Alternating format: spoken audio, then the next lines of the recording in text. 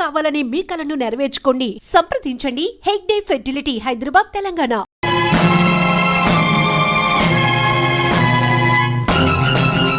నా ఇష్టం వచ్చిన వాడితో ఆడతాను, పాడతాను. మధ్యలో నువ్వెవతివి? నేను ఎవర్నా? నువ్వు కావాలనుకుంటున్న ఆ వెధవకి పెళ్ళాన్ని. పెళ్ళానివా? పెళ్ళం? నువ్వు అతనికి పెళ్ళం, అతను నీకు మొగుడు. అసలు నీలో పెళ్ళానుకుండవలసిన లక్షణం ఒక్కటైనా ఉందా? మొగుడు ఎంగిలి పళ్ళాల్లో తింటూ ఉంటే చూస్తూ ఊరుకోవడం పెళ్ళం లక్షణమా? తలకి నూనెలా పెట్టుకోకుండా మాసిన గుడ్డలతో ఊరంతా బికారామల్లా తిరుగుతూ ఉంటే చూస్తూ ఊరుకోవడం పెళ్ళం లక్షణమా? సరే, అతను తప్పు చేశాడే అనుకో, అందుకని బూటకాలతో తన్నడం అది పెళ్ళం లక్షణమేనా? అతన్ని నీ మొగుడు అంటున్నావు కాబట్టి వెళ్ళిపోతున్నాను.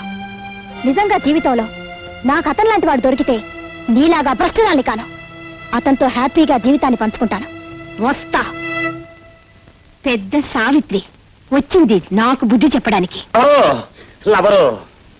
నువ్వా? రాత్రి అంత గొడవ జరిగాక మళ్ళీ నన్నెందుకు పిలుస్తావు? పిలవకి ఏం చేయమంటావు చెప్పు. అసలు రాత్రి నీకు ఎన్నో సంగతులు చెప్పుకోవాలనుకున్నాను, కానీ అది ఇంత మూలాన్ని నోరు మూసుకోవాల్సి వచ్చింది. మరే రాత్రి నీ మాటలన్నీ విన్నాక నేను ఓ మొగుణ్ణి అన్న సంగతి నాకు జ్ఞాపకం వచ్చింది. అది కాకుండా నీకు పెళ్లి కాకపోయినా మొగుణ్ణి ఎట్ట గౌరవించాలో, ఎట్ట లాలించాలో, ఎట్ట బుజ్జగించాలో నీకు తెలిసినంతగా ఇండియాలో ఎవరికి తెలియదు అనిపించింది. అంచేత నువ్వు అంటే మన ఇద్దరం పెళ్లి చేసుకుందాం. నేను అంటే మాత్రం నీ పెళ్ళం ఊరుకుంటుందా? ఇదిగో దాని సంగతి ఎత్తకో, దానికి విడాకులు ఇచ్చేస్తాను నువ్వు అంటే. సరే, నేను అంటాను, మరి మా పెద్దోళ్ళు ఒప్పుకోవద్దు. మీ పెద్ద నొప్పింది ఎంతసేపు కుస్తా బహార్. నిన్నే పెళ్ళాడాలని నువ్వు పుస్తకం ముందు అనుకుంటుంటే ఇప్పుడు ఈ ఉడతమొహం పెడతనా ఊరుకొని తీసుకొచ్చి పెళ్ళాడతానంటావా? వీడు చంపేస్తాను. నువ్వన్నది నేను ఉడతమొహం పెడతనా కొడుకునే కావచ్చు, కానీ నా మనసు మాత్రం మడత మంచం లాంటిది. అవును మావా, ఇతని మొహం దరిద్రంగా ఉన్నా మనసు మాత్రం మడత మంచం లాంటిదే. నువ్వు ఇప్పుడు మా అమ్మాయిని పెళ్లి చేసుకుంటే మీ జ్యోతి మా ఇల్లు పీకి పందిరేస్తుందేమో. అది ఇల్లు పీకి పందిరేస్తే ఆ పందిట్లోనే దాన్ని కుక్కలా కట్టేసే బెమ్మ రహస్యం నా గుప్పిట్లా ఉంది. కుస్తా బహార్. ఆ గుప్పిట్లో ఉన్న రహస్యం ఏంటో చెప్పు నాయనా. ఐఎమ్ సారీ, నేను చెప్పను. నువ్వు చెప్పకపోతే మా వాళ్ళు నీకు ఇచ్చి పెళ్లి చేయరంట. నీ గుప్పిట్లో ఉన్న రహస్యం ఏమిటో చెప్పులెవరు?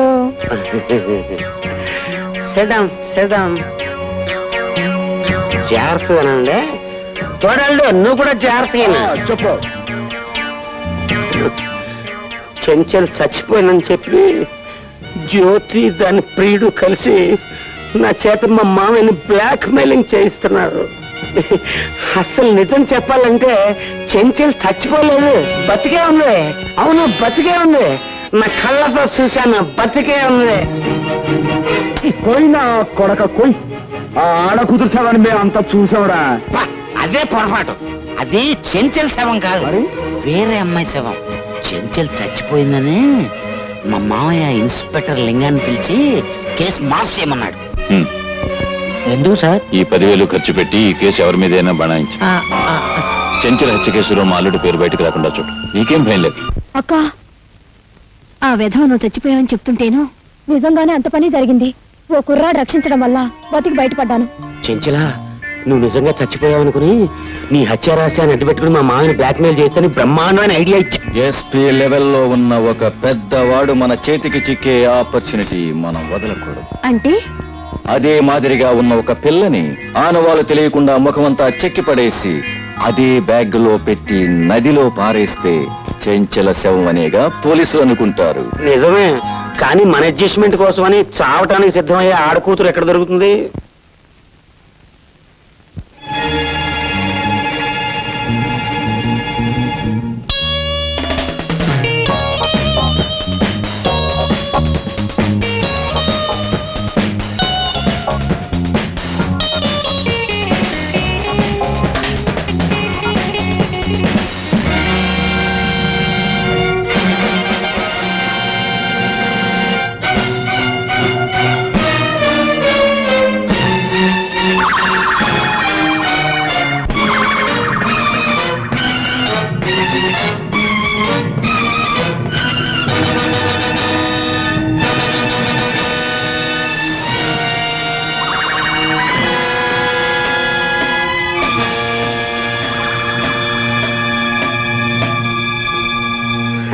ఇప్పుడు చెప్పండి, చెంచల్ చచ్చిపోయిందంటారా బతికిందంటారా? ఆ గిరిబాబు గారితో సరదాలు చేసుకుంటూ హాయిగా ఉంది. సరే ఇప్పుడు ఆ చెంచలు ఎక్కడుంది? జ్యోతి దగ్గరే, ఆ క్లబ్ లోనే ఉంది.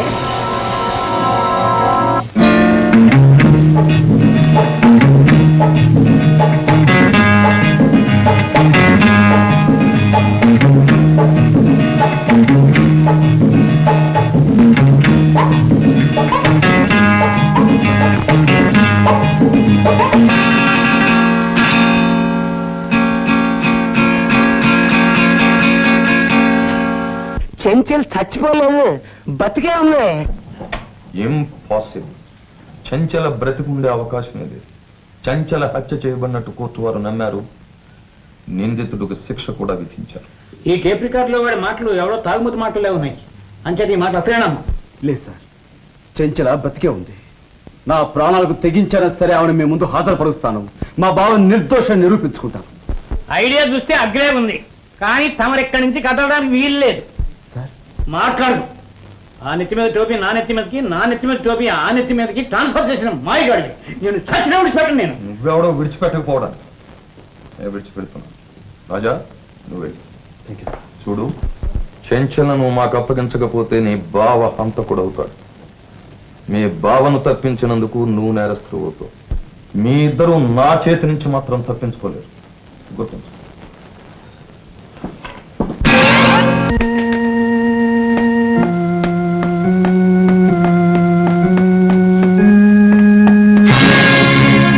మీరు బయటకు వెళ్ళడానికి వీల్లేదు. ఎందుకు వీలేదు? నువ్వు లోకం దృష్టిలో చచ్చిపోయావు. అప్పుడు చావలేదు. చావు నుంచి తప్పించుకొచ్చినా ఖైదీలై 4 గోడల మధ్య బ్రతుకుతున్నందుకు ఇప్పుడు చచ్చినట్టు అనిపిస్తోంది. ఫూల్లా మాట్లాడుకు. చెంచల నిజంగా చచ్చిపోయిందని నమ్మించడానికి రీటాని చంపాం. ఇప్పుడు మీరిద్దరూ షికార్లు కొడితే చెంచల్ని ఎవరైనా చూస్తే ఏమవుతుంది? నీ పథకాలు ఫలించడం కోసం నా సరదాలను నాశనం చేసుకొని నేను ఇక్కడ సజీవ సమాధి కావాలా? ఇంపాసిబుల్. కరెక్ట్. చెంచలా నేను సరదాగా షికార్లు కొట్టకపోతే ఆమె చావు నుంచి తెప్పించుకున్న ఫలితం ఏమిటి? You rock! ఎస్పీ గారి అల్లుడువని మాకు ఉపయోగపడతావని ఈమెను నీకు అప్పగించాం. కానీ నువ్వు బెదిరించడం, బ్లాక్మెయిల్ చేయడం నీకే తెలుసు అనుకోకు. చెంచల హత్య కేసులో ఎస్పీ నువ్వు బ్లాక్మెయిల్ చేస్తే రీటాను చంపిన హంతకుడిగా నిన్ను మేం బ్లాక్మెయిల్ చేయగలం. జాగ్రత్త. మనకి పోట్లాట్లు అనవసరం. మేమెవరికీ కనిపించకుండా అలా కాసేపు బయటికి వెళ్ళొస్తాం. రాడి.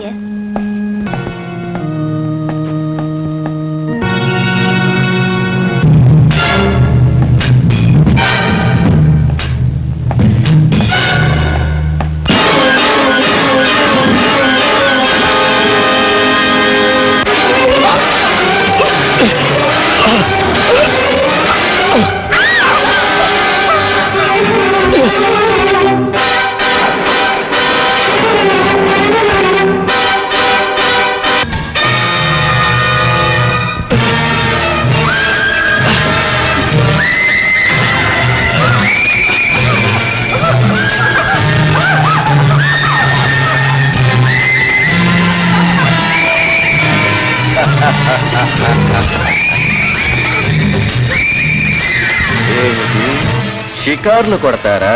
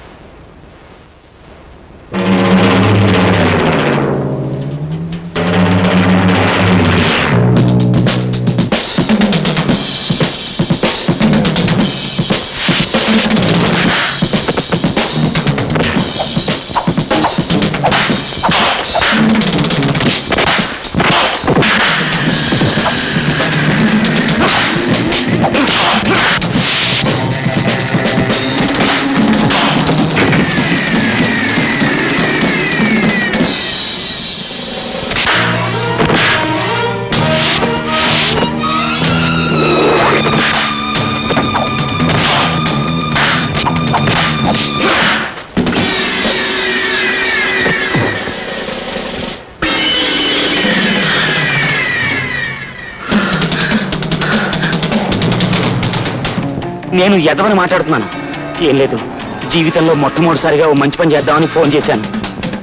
మీ ఆయన ఇక్కడ చాలా ఆపదలో ఉన్నాడు.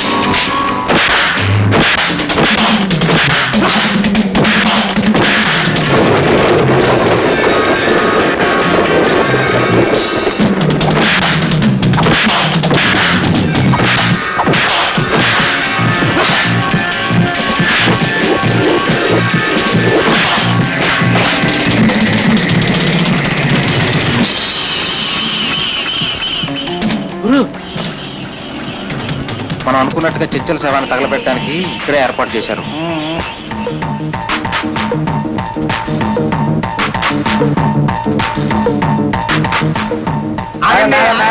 ఆగండి, మీరు చెప్పింది ఏంటి? తెచ్చిన శవం ఏంటి? ఇది ముస్లిం శవం కదా. ముస్లిం శవం కాదయ్యా, ముసుకేసి తీసుకొచ్చావంతే. అయితే ముసుగు తీసి శవం మాకు అప్పచెప్పండి, మాకు గ్యారంటీ ఉంటది. నేను తగలట్టుకుంటే మీరు వెళ్ళిపోండి. అదే కుదరదయ్యా, మేము ఉంటాం. ముస్లిం శవమే. మూర్ఖులా ఉన్నారు. శవం తగలబెట్టడం ఏదన్నా కావాల్సింది. అలాగే కానివ్వండి. కలకలి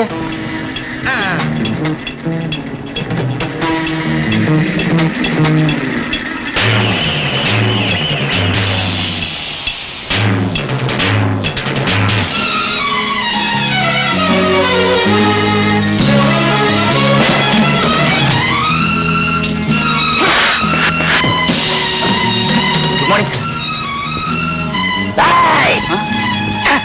జానకి,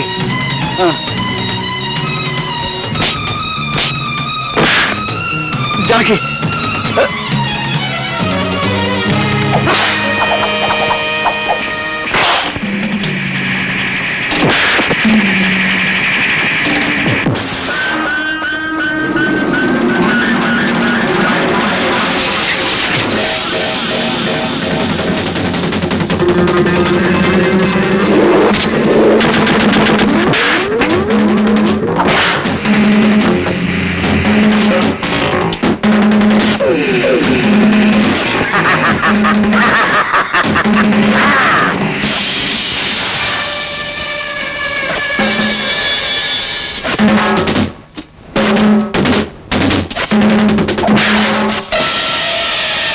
ఇన్స్పెక్టర్ గారు, సెంటర్ ఫిగర్ దీన్ని వదిలేస్తే ఎలాగా? ఇది మున్సిపాలిటీని కుస్తాబహార్ చేసేయటమే కాదండి, మొత్తం మన కంట్రీనే మిఠాయి కిళ్ళీలా నదిలేస్తుంది. తీసుకెళ్ళండి. Don't wish me inspector. నేను ఆ అర్హతను పోగొట్టుకున్నాను. బంధు ప్రేమకు లొంగిపోయి చట్టాన్ని మోసం చేశాను. నా ఉద్యోగానికి రాజీనామా ఇచ్చేస్తాను. సార్, తప్పులైతే అందరూ చేస్తారు, కానీ చేసిన తప్పును మీలాంటి కొంతమంది దిద్దుకోగలరు. మీ వ్యక్తిత్వం ఈనాడు మా అందరికీ సుఖాంతం కలగజేసింది.